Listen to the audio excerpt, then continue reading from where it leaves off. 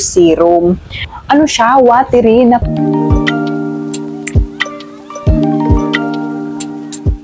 Hi mga ging and welcome back to my YouTube channel. And for today's video, meron na naman akong i-share sa inyo na product at alam ko meron na kayong idea kung ano ang product na ito dahil nabasa nyo na sa ating title.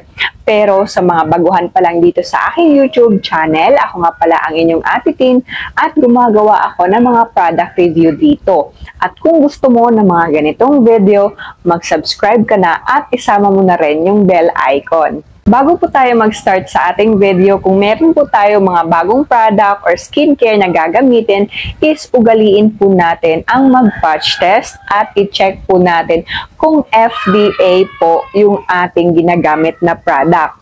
At disclaimer lang po, hindi po ako expert. Ang i-share ko lang po sa inyo ay based on my own experience. At hindi po ibig sabihin na naghiyang or hindi naghiyang sa akin yung isang produkto is ganun na rin po yung mangyayari sa inyo dahil iba-iba po tayo ng skin type. At eto na nga mga ging, alam nyo ba na miss ko kayo kasi medyo naging busy lang ako kaya hindi ako gaanong nakapag-video dito sa aking YouTube. Pero ngayon, eto mag-video na tayo ulit at meron nga akong i-share sa inyo na product kasi itong product na to is sobrang trending talaga nito sa ibang platform like TikTok. Sobrang trending talaga nito. Ang daming nagsasabi na maganda daw itong product na to kaya ang ginawa ko, siyempre, bumili ako, hindi rin ako nagpahuli kasi gusto ko rin matry itong product na to. At ayun na nga, hindi ko na patatagalin at ipapakita ko na sa inyo kung ano ang product na tinutukoy ko. Etong Niacinamide Pure Serum, ayan po siya.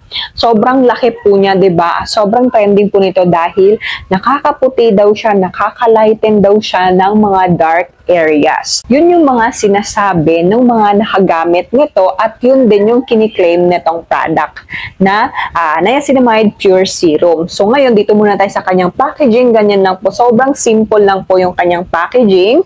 Ashley Shine pala ito na brand.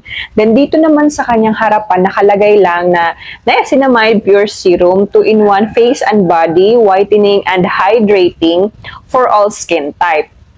Whitens and lightens your skin for 21 days. At etong product is meron ka ng 520 ml ng product yung laman nito.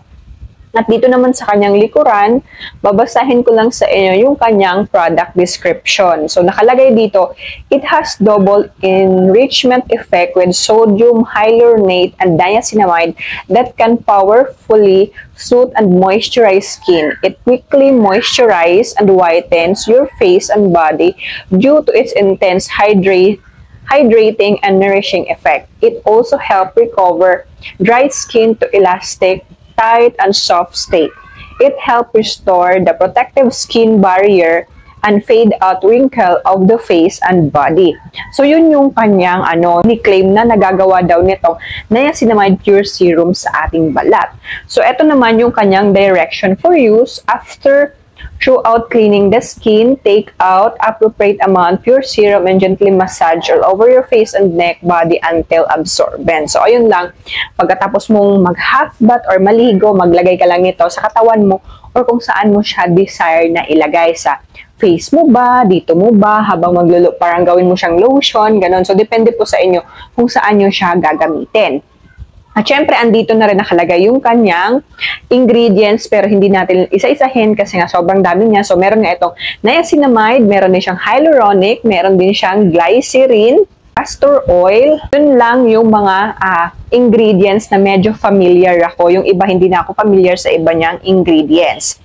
Ayun. So, yun lang naman yung mga nakalagay dito sa kanyang likuran. At itong Niacinamide Pure Serum ay FDA notified po. Kaya ilalagay ko po dito para makita nyo po na safe po itong gamitin. At ngayon na nga, titingnan na natin yung consistency nitong product. At kung tatanungin nyo pala kung meron itong scent, wala po itong scent, kaya pwede po itong gamitin ng mga sensitive skin, lalong-lalo na yung mga tao na ayaw nila na merong scent na mga product. So ito wala siyang scent, hindi rin siya malagkit sa balat. So ngayon, papakita ko sa inyo yung consistency ng product. So ipapop natin ito. Ayan, nakita nyo ba? Ayan siya. So, ang napansin ko lang talaga dito, nung una ko siyang ginamit, is ang nakalagay, di ba, is pure serum.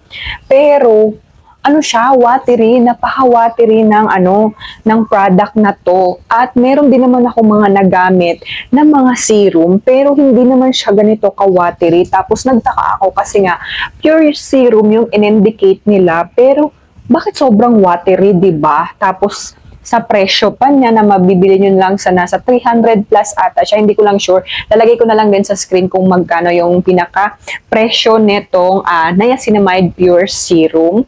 Then, meron ka ng 520 ml product at ang kiniklaim na nila is nakakaputi daw etong product na to. Wala po siyang lagkit, para ka lang din walang nilagay sa sa balat mo. Pwede mo siyang gamitin kung kung maglo-lotion ka, ganun pwede mo siyang gamitin kasi wala siyang lagkit at nakaka-moisturize din siya ng balat. At ngayon mga ging, meron ako ditong serum na ginagamit at ipapakita ko sa inyo yung consistency nito. Iko-compare natin siya doon sa niacinamide pure serum ng Ashley Shine. So ayan siya, ilalapit natin para makita nyo yung pagpatak. So tingnan nyo to, o diba? Ayan, diba? Nakita nyo yung consistency nitong serum. Ano pala to? Niacinamide serum etong nilagay ko. Pero tingnan nyo naman yung kanyang consistency. Tapos alam niyo yung hindi siya kaagad pumapatak kasi nga thick yung consistency talaga nung mga serum. Pero yung sa Ashley Shine is siya, sobrang watery talaga. Kaya doon sa sinasabi nila na pure serum, curious ako doon kasi parang hindi ako makapaniwala na pure serum siya kasi sobrang watery talaga nung nung product. Pero so far naman mga ging, wala naman akong na-feel na irritation habang ginagamit ko yung product nila. At ang napansin ko lang din is wala namang pagbabago sa balat ko. Ganun pa rin naman, hindi naman siya pumuti nung ginagamit ko. Etong niacinamide pure serum kasi ang ginagawa ko, tapos kong maligo, naglalagay ako nito, saka ako naglo-lotion. So, parang pinapatong ko siya, sinasandwich. Ganun yung ginawa ko dito. In-experiment ko siya kung meron ba talaga akong makikitang pagbabago or magla-light ba yung mga dark areas ko or yung mga itim-itim sa siko ko. Wala pong pagbabago, ganun pa rin naman po. Pero ang napansin ko lang dito is hindi na dry yung balat ko simula gumagamit ako nito kasi nga, meron kasi siyang hyaluronic naman para naman sa pagmo-moisturize ng ating balat. So kayo, depende na sa inyo kung gagamit kayo nito.